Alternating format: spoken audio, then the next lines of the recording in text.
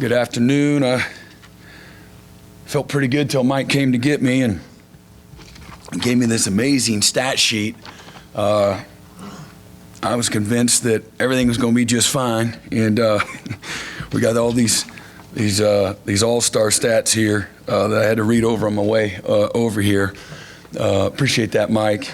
And it's supposed to be a joke, and but really impressive. Y'all know this is probably the first week of the season that y'all want to actually talk about this week's opponent, right?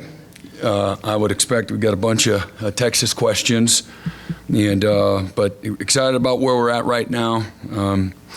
As I said after our game, we're making incremental improvement every week, and we've become more efficient in all the areas that we really focused on in the out of season. Players have worked incredibly hard. Again, I like the team from a leadership. Very hungry. They're not easily satisfied.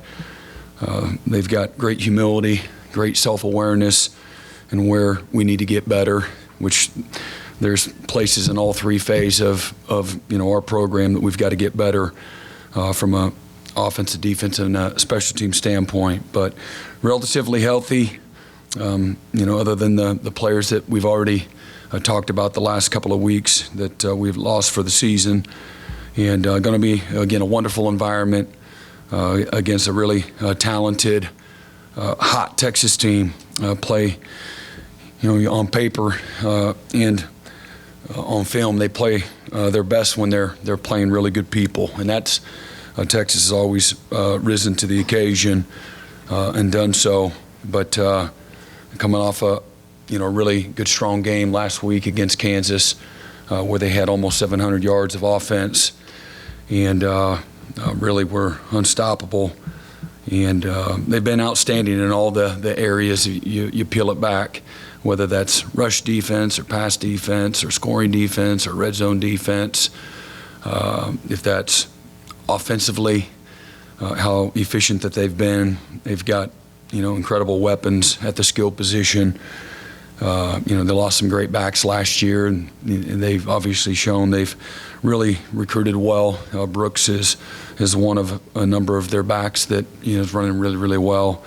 Worthy, Mitchell, Sanders, amongst others, are just some really incredibly talented players.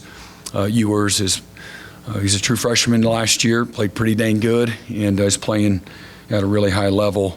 Obviously against Alabama in Tuscaloosa, threw for just south of 350 yards and was the national player of the week. So again, we got a great challenge. They're spearheaded on defense by Jalen Ford.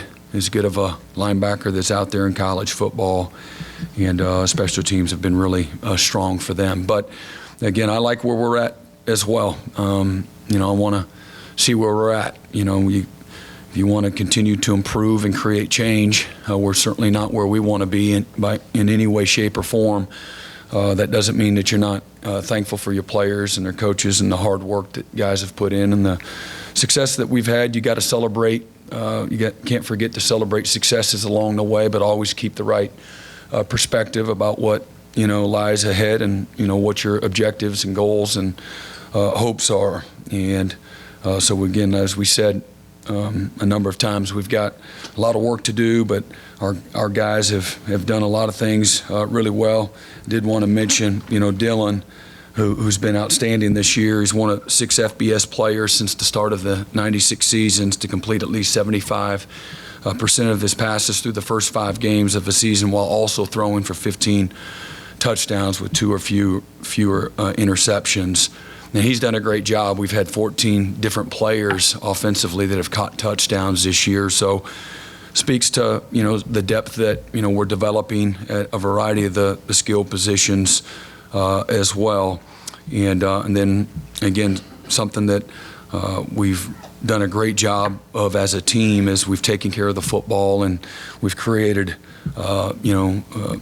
several turnovers at being +8 in the turnover margin. And again, our guys are working incredibly hard, as I said, but they know that we've left a lot out on the table as well. So I really like where we're at mentally, but again, recognize the excitement and all the things that go along with playing down in the Cotton Bowl. For us, our vision is, if we're fortunate enough to win the game, we'll be 6-0 and going into a bye week with back half of a season to go, and still a lot of work to do. And if for some reason, it doesn't work out the way we want it to, we're still going to go to the bye week, and we still got the back half of the season to attack and continue to improve and get better. So with that, I'll open it up for questions. Start in the middle, Eric Bailey. Brent, you've coached in multiple big games that have seen quality quarterback play. How big has quarterback poise been in those big games? And can you speak about the aspect of both Dylan and Quinn Ewers in this matchup, quarterback poise, and how important that'll be for both those quarterbacks? Well, again, yeah, don't try to force the issue. Let the game come to you. But all successful quarterbacks will be the first ones to tell you they're successful because they're surrounded by pretty good parts. And, whether that's a good line, it's a good running game, that's, quality receivers that can get open and they can block in the run game, a defense that'll complement them and not, put them in tough positions. But poise is incredibly important at that position, without question. Everybody looks to that person from a leadership standpoint and, a focus standpoint, sometimes emotionally as well. But that goes with that position from a leadership standpoint. A lot is on that guy, and you have to have some special qualities. Both of those quarterbacks have special qualities. Both of them have been playing the position for a long time. And Quinn certainly is playing at South Lake there in Dallas, and then going to both Ohio State and Texas. He's in as big of an arena as you can be in, and both in high school and in college. So, but both of them are incredibly well equipped to have the right poise. It is an important quality trait to have in all situations, and this week will be no different. But I would be negligent if I didn't say part of that key is, again, just trusting the team that you have around you, and you don't try to, this week I got to put on my Superman cape. That's not the case. And but you got to play well. You can't go around and fart around and make bad decisions and not have great ball security and not execute, within the system. Mm-hmm. Yeah, Brent, obviously in a game like this, establishing the run can be really important. Yeah. But where do you feel like your running game is right now, and specifically Marcus Major? How do you feel about how he stands here? Yeah, Marcus stands great. We want to continue to improve in our run game and in every part of our, all of our schemes on both sides of the ball. We're not, where we need to be yet, and so it always has been an important part of this game. If you peel it all the way back, rushing the football is incredibly important. A team that is better at running the ball, and the turnover margin, the big play margin will have a big impact on the game.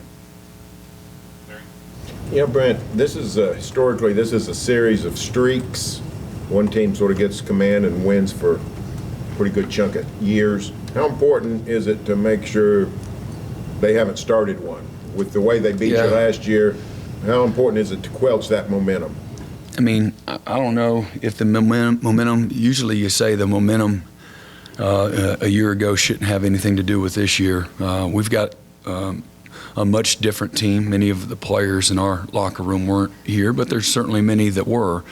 I don't want to, skirt over that issue, but it's always important. I mean, I want to win every year, every game, and whether it's this week or it was last week, and I don't know if, there has been some streaks. I don't know what that exactly looks like, but we need to, play well this week. That's the expectation. That's what we're working for. That's what we're preparing for.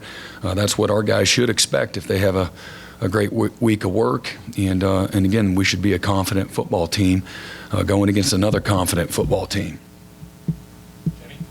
Hey, Brent, I know you talked about Danny's improvement before, and you've mentioned that lots of times it's understanding and recognition. But was there a time for you when you sort of saw the key in the lock almost for him, that it sort of started to come together in a way that maybe you saw the direction he was headed? Yeah, I would say probably this summer. Just his leadership, he just took it to another level. He just demanded a lot from his teammates. Told the coaches to stand aside, and had a wonderful summer with the guys. And of course, that's, he had a lot of willing teammates that went along, but a lot of incredibly hard work on their own all summer long. And I think it takes that first to really start to come into your own as a player, and through all that work, the improvement in his knowledge, the improvement through that work. He had a lot of confidence coming into the season, and up to this point, he's played pretty good. George? Hey, Brent. There's always a lot of discourse this week, whether it's from fans or us, the media, generate a lot of it. We only got 4 guys to talk to this week, 4 veteran guys. Is that just a decision of, hey, we have a singular focus, this is a Yeah, you want me to be totally honest. I know how, like, a lot of times on Mondays or Tuesdays, when you talk to the guys, it's still about last week. It's never about this opponent. And this week is always my 13, 14 plus years experience is that we try to get somebody. That's how I see it, right, wrong, or indifferent. I still like y'all and respect y'all, but it's like, oh, let me see if we can get him to say something. And so that's, now we want to talk about this week's opponent, So we got 4 good ones to represent us, the right way, but that's it. Does that just speak, though, to, like, this week is different than a lot of weeks? I mean, it's not different for us in a lot of ways. Most ways it's not. I do think that for the media, it's a bigger deal. That's not a bad thing. It's not a great thing, whatever it is. But that's my experience in dealing, that's a lot of experience.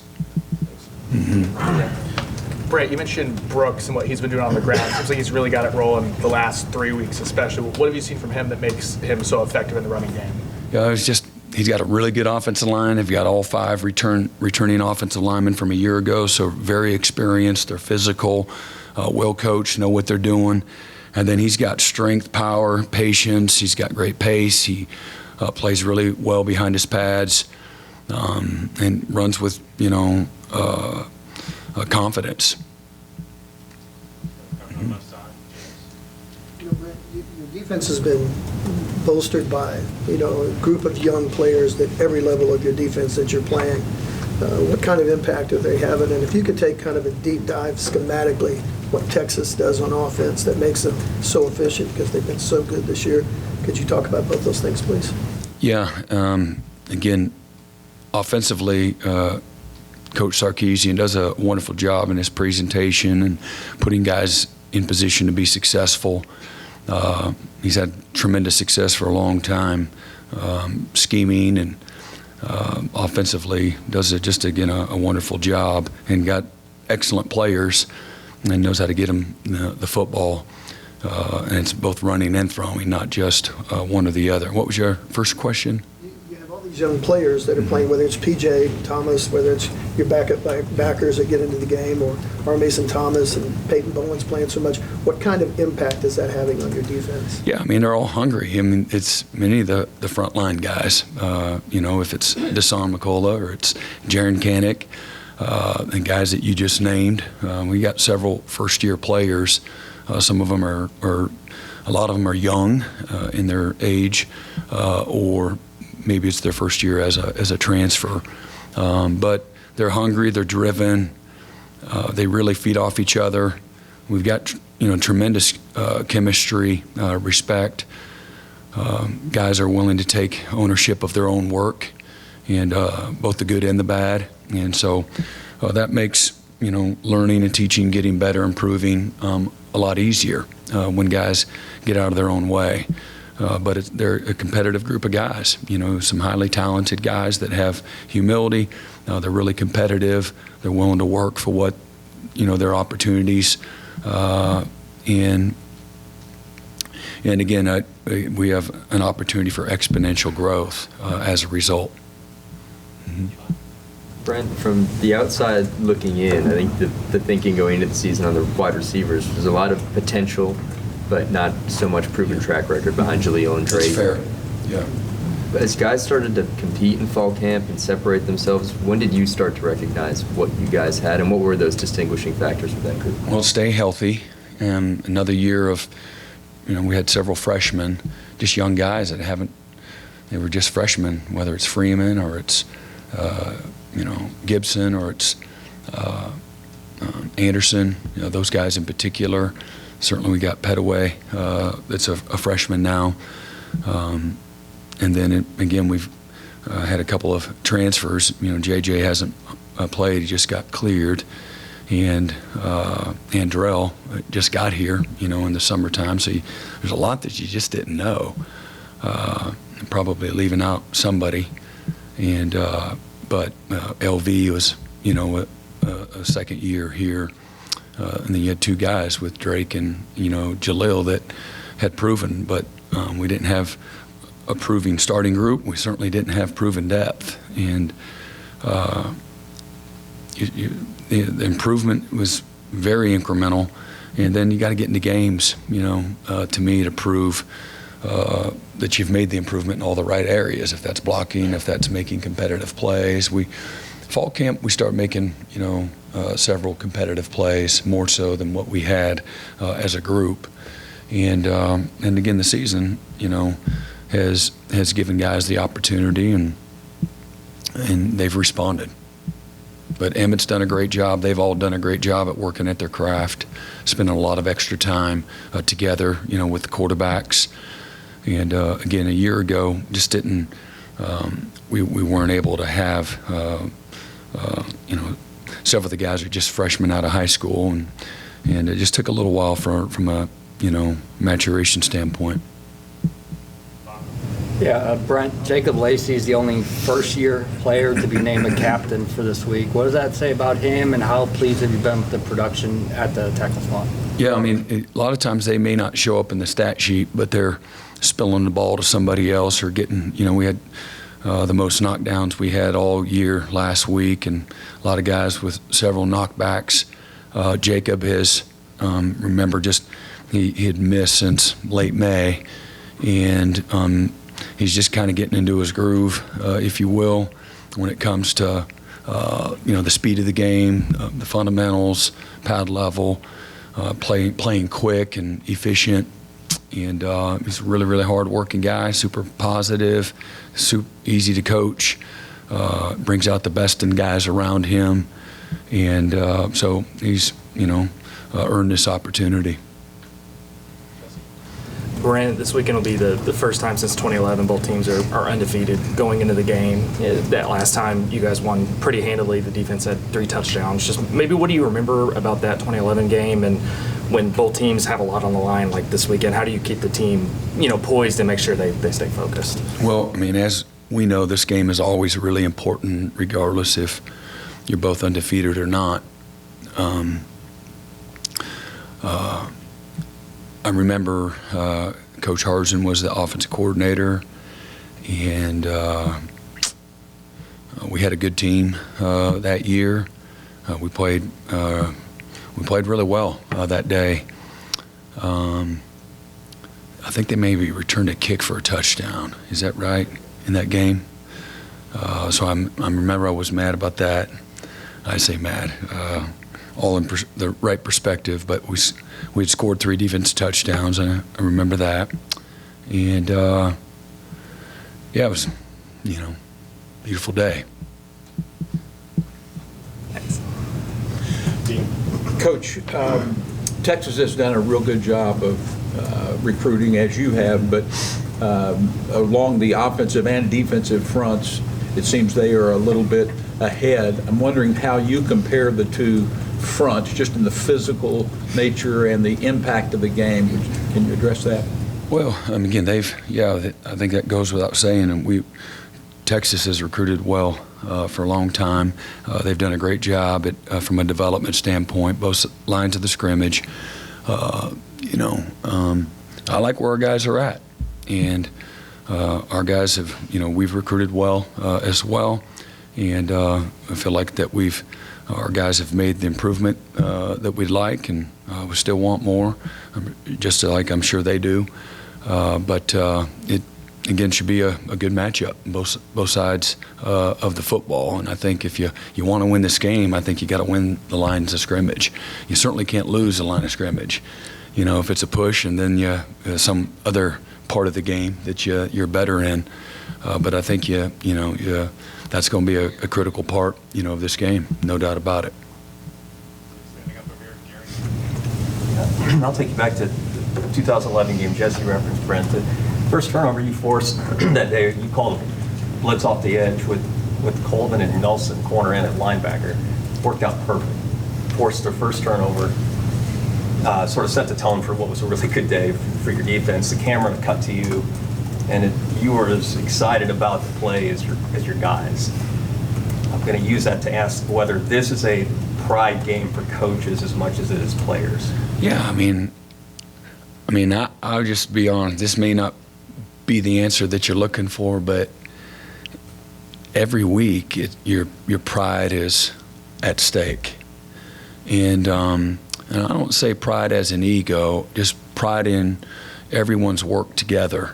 And there's nothing that that satisfies me more as a coach is to see our players have success through all their hard work. So, hey, I'll never make apologies for celebrating, the success from a lot of hard work. See the players have success and be excited. This is a game of emotion and enthusiasm and intensity and a lot of hard work and a lot of tough moments. So when you have an opportunity to celebrate and keep it in perspective. Celebrate hard, don't celebrate long. And but again, this game is, there's a lot of people in this state and a lot of alumni that are south of the Red River that, I've always taken great pride in doing a good job with whatever role I had, knowing that the college universities that I work for are counting on us to put out a great product and something for them to be proud of. That part, listen, I don't coach for cheers and likes and clicks, and I don't when things go bad, I'm not affected that way either. What I'm affected is when we're not putting a good product on the field, and I take pride in watching people have joy in watching our guys play with incredible effort, fundamentals, toughness, precision, with an edge, with class. I take pride in that. And that's in every single game I've ever coached. I know that's a responsibility of my position as a coach, as a coordinator, certainly as a head coach. It all falls under you as a coach. If you got the right stuff to you, it should matter to you. And so I live in this community. I live in this state. I've always, wherever I've been, it's home. It's not a job. It's home. And so I've always taken. Just look at myself, and there's a huge responsibility, and part of our responsibility is to, or maybe the gratification comes from having people that love your team, the Sooners, have pride in how we're doing what we're doing. We play football, we win games, but how we do what we do, to me, that's what people take the most pride in. Mm-hmm. Coach, I noticed you have different leaders as receivers in touchdowns, receptions, and yardage, which I think is kind of unusual. Kind of hard to tell who the favorite receiver is, if there is one.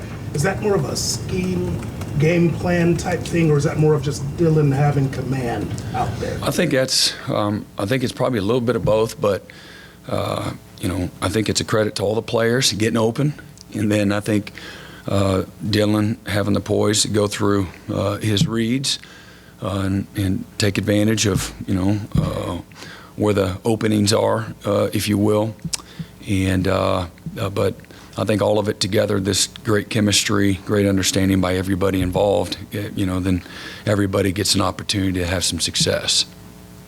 Way back, John. Yeah, Brent, you just mentioned the emotion and intensity of this game. You're going to be counting on a lot of freshmen, a lot of first-year players, a lot of transfers, a lot of young guys. What's your message to them about the waves of emotion that come and go in this game? And is your message going to be lost on them until they actually get down there and feel it for themselves? Well, again, it's going to be the same. At some point in time every week, I talk about don't allow your emotions to hijack you. And from a poise, from a execution, from a precision, from a focused intensity. You can't just be intense and a crazy guy out there. You gotta have a focused intensity. You gotta, which leads to details and precision and execution. And you go to practice and it's a very passionate, intense practice.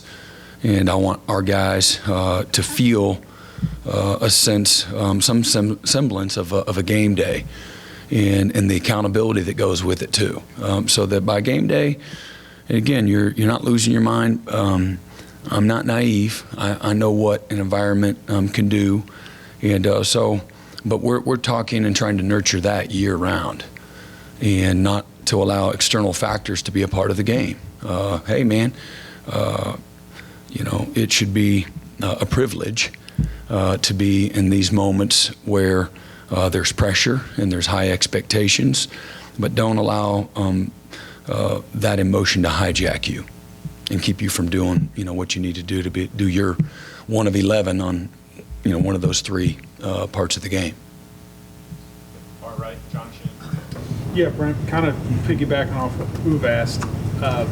With so many transfers nowadays, it used to be maybe a quarter of your roster. This was the first time they were experiencing this game, but you knew it was only going to be about a quarter every year. You mentioned last night 50 guys. This will be their first trip down there this year. Yeah. I mean, do you have to spend a little more time trying to educate them on what they're going to get into? We again just assuming that, say it's a year, you have 10 new guys. I mean, you spend time every year trying to.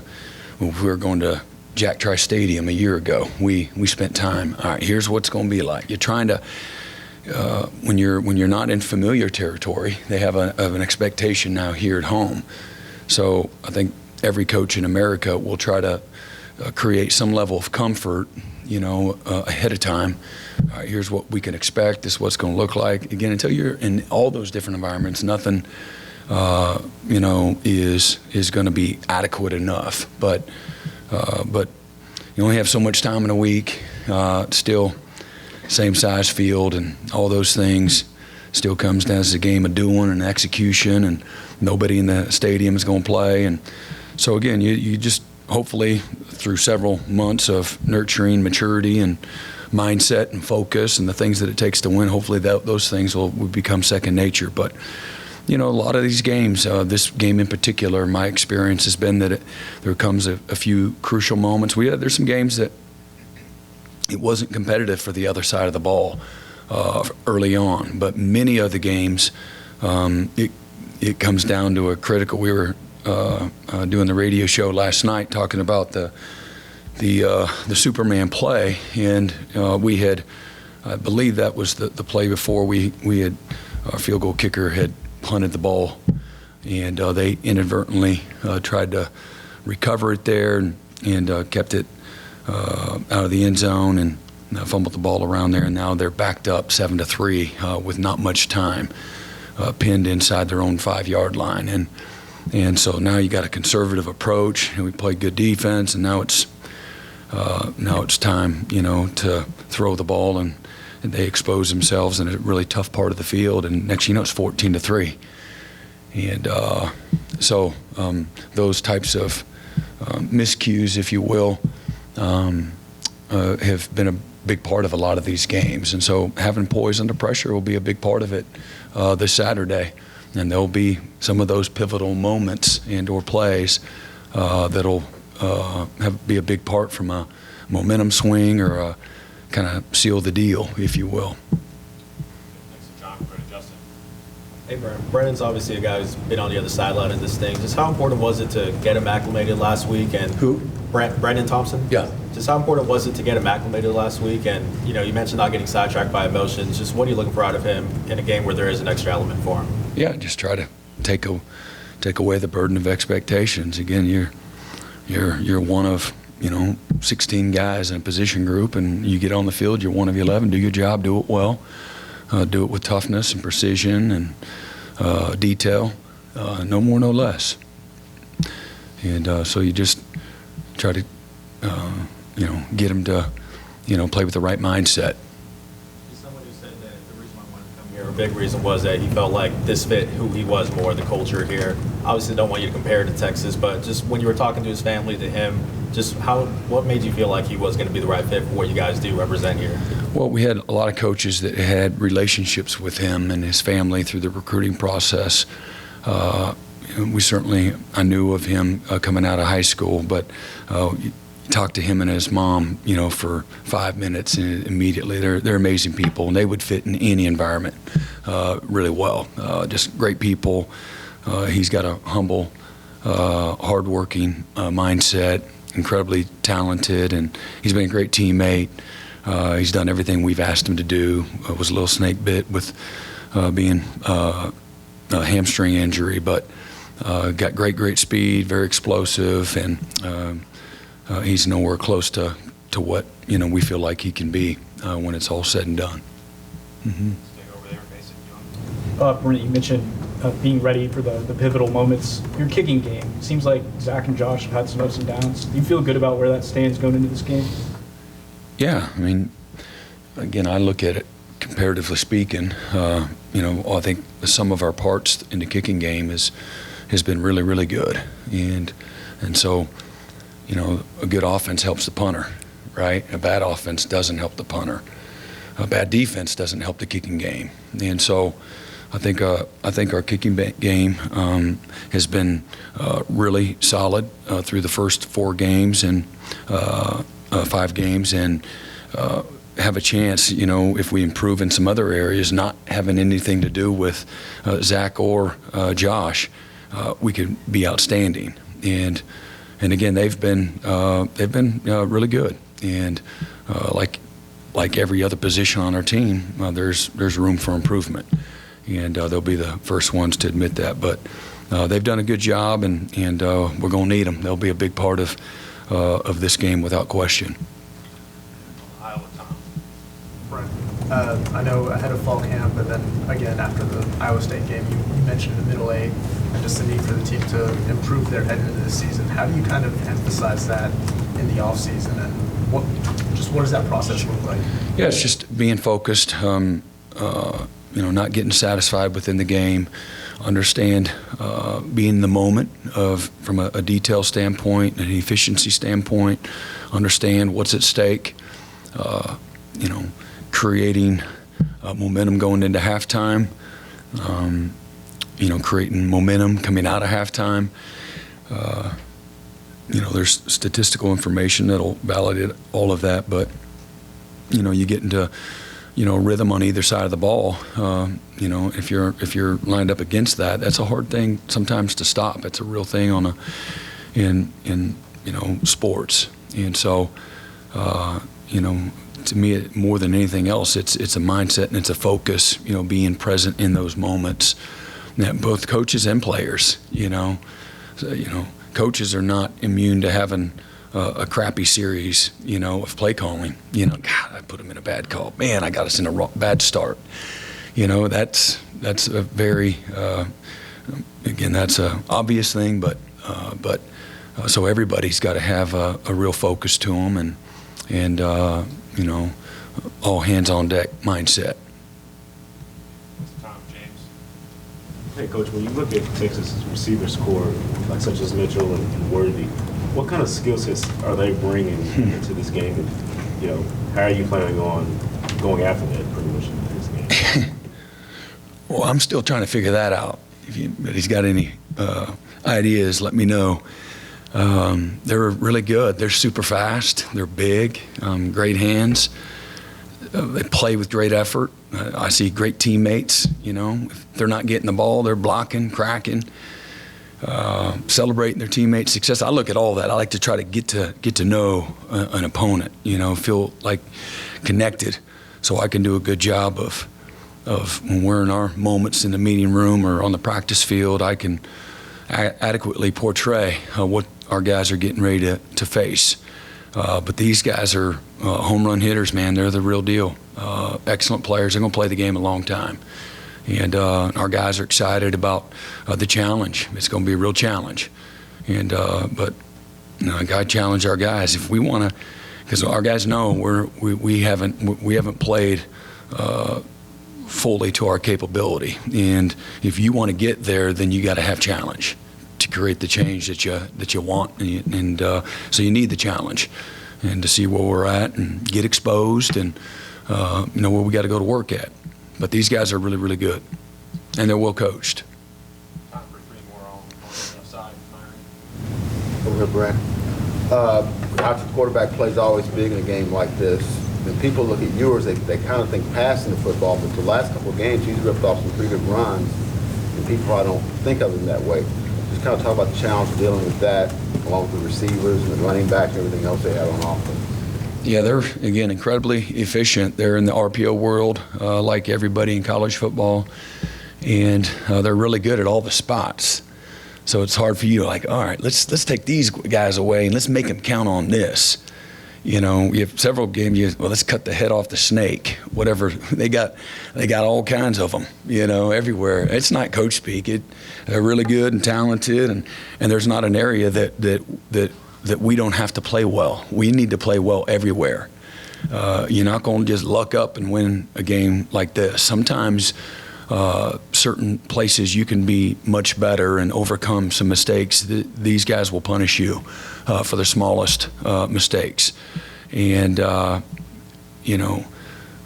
you've got to be efficient, and we don't concede anything. That's just to me, that's a mindset. It's a philosophy. Every once in a while, every game there'll be moments where you say, well, they executed. We are not in a call that's great for that. And so you, as a play caller, you want to try to avoid that as much as possible. You don't want to have that self-talk during the game that much. But that's that's kind of the, I don't know if it's a chess match, but there's a run defense or pass defense or situational defense, both sides of the ball. It's got to be really good. If we're in zone, we got to be tight. We're in man, we got to be tight. You can't give these guys space anywhere. They'll just, chew you up. It's, again, a great challenge. Coach, talk about the benefit of having a healthy Dylan Gabriel playing at a high level, playing with an edge, going for you this weekend. Yeah, I think it's just good for our team this season. He's been a huge part from a leadership standpoint and again, an efficiency standpoint where we're at right now through 5 games. Couldn't ask for much better. You'd have to be pretty dang picky to find some places, but he's done incredibly well. He's made improvement. He's making great decisions. Again, playing with great confidence. Now, still having the humility and the respect for what it takes to be successful. Again, he practices with a game-like mentality, and it shows up. He's been playing within the system and trusting people around him. And again, the surrounding supporting cast has been playing well as well. But again, every week is a season of its own, and it's a best of one. And so, you got to start completely over, and this is a game of doing. And so, that's the rearview mirror. The first 5 games, he should be confident because of the work that he's put in, in the success that we've had, but every week you got to start over. And regardless of if you've not done well or you've done well, you got to have a best of one mentality. Another thing with Dylan, Brent, with what you've been able to do with him in the run game, is that just a natural evolution of the offense, or something you've always envisioned, or is it a way to kind of kickstart the run game as a whole? No, it's, I think most good offenses that you see out there today have some element of that. A year ago, we weren't, we didn't have much depth at all at quarterback. We're a little better there now.